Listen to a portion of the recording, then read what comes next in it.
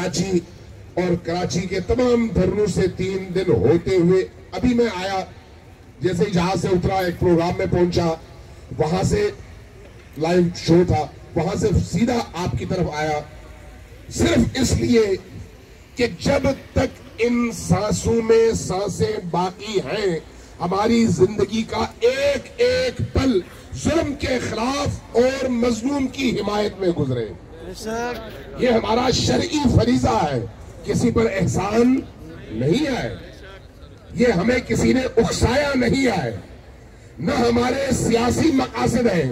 ये जो हमारी बेटियां आई हुई है, इनके क्या सियासी मकासद हो सकते हैं? ये जो हमारी बहनें आई हुई है, इनके क्या सियासी मकासद हो सकते हैं? मकसद सिर्फ ये है कि जुल्म को बंद होना चाहिए। मकसद सिर्फ ये है कि मजलूम की दादरसी होनी चाहिए।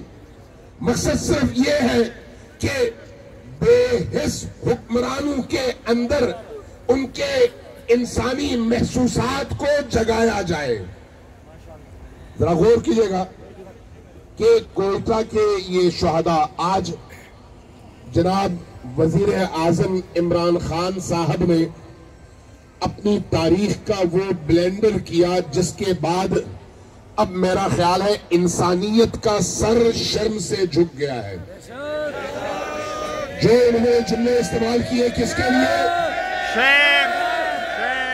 किसके लिए इस्तेमाल किए? उन शहादा की फैमिलीज के लिए जिनका सब कुछ लुट चुका है।